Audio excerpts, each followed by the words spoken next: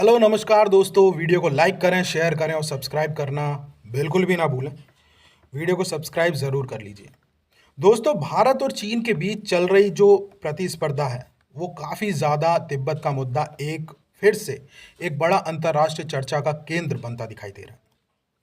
विशेष रूप से ये समझ लीजिए कि यहाँ पे जो दलाई लामा के उत्तराधिकारी के रूप में जो सवाल उठ रहे हैं उसमें एशिया की जो रणनीति है उसमें कई ज़्यादा बहसों को जन्म देने का काम किया है।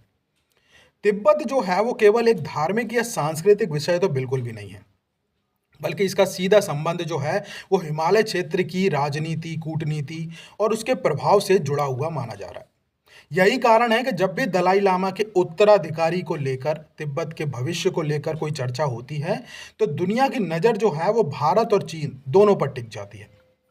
यूँ समझ लीजिए, साल 1959 के बाद भारत, तिब्बत और समुदाय दलाई लामा का प्रमुख एक तरीके से यहाँ पर वो रह रहे हैं। हिमालय प्रदेश के यूँ समझ लीजिए धर्मशाला के लेकर अरुणाचल प्रदेश के तवांग और लद्दाख के विभिन्न बौद्ध क्षेत्रों तक तिब्बती संस्कृति और बौद्ध परंपराओं का बहुत ज़्यादा गहरा प्रभाव देखने को मिलता है। चीन लंबे समय से यह मानता आ रहा है कि दलाई लामा से जुड़े मामलों में अंतिम अधिकार जो है वो बीजिंग के पास होना चाहिए। भाई, ये चीन किसी का भी नहीं है। जबकि तिब्बती परंपराओं से जुड़े कई धार्मिक नेता जो हैं और समुदाय जो हैं वो ये मानते हैं कि उनके उत्तराधिकारी की प्रक्रिया धार्मिक परंपराओं के अनुसार ही होनी चाहिए।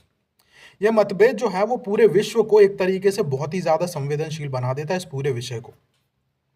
हाल के वर्षों में तवांग और लद्दाख जैसे क्षेत्रों का महत्व जो है वो केवल सीमा सुरक्षा तक सीमित तो बिल्कुल नहीं रहा है, बल्कि धार्मिक और सांस्कृतिक दृष्टि से भी इसकी भूमिका जो है वो बढ़ रही है।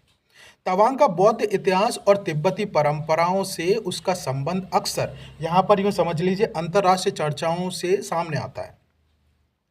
दूसरी ओर लद्दाख भी यूँ समझ लीजिए हिमालय क्षेत्र में भारत की रणनीति और सांस्कृतिक परिस्थितियों को महत्वपूर्ण केंद्र माना जाता है। यहाँ पर यूँ समझ लीजिए काफ़ी लोगों का ये मानना है, मतलब कि तिब्बत का प्रश्न आने वाले वर्षों में यूँ समझ लो भारत और चीन के संबंधों को प्रभावित करने का मुख्य मुद्दा बन सकता है, उसमें शामिल रहेगा मुख्य मुद्दों में।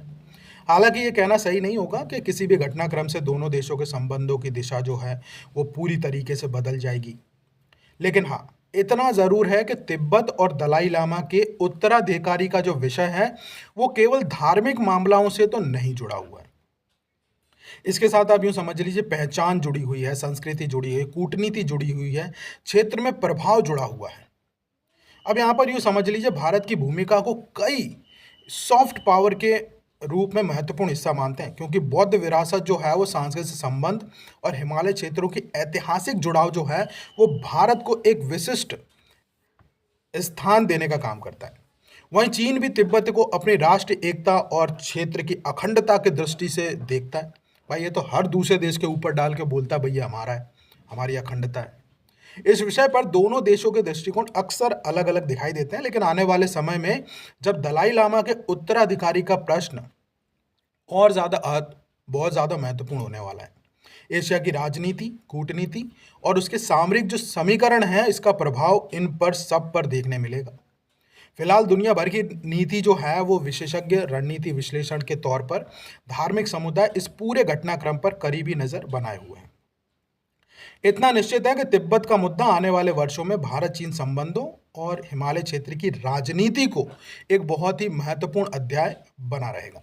इसी के साथ इस रिपोर्ट में हम इतना ही देंगे। आगे आपके इस पूरे वीडियो के बारे में क्या विचार है मुझे कमेंट में ज़रूर बताइएगा। वीडियो को लाइक करें, शेयर करें और सब्सक्राइब करना बिल्कुल भी ना भूलें।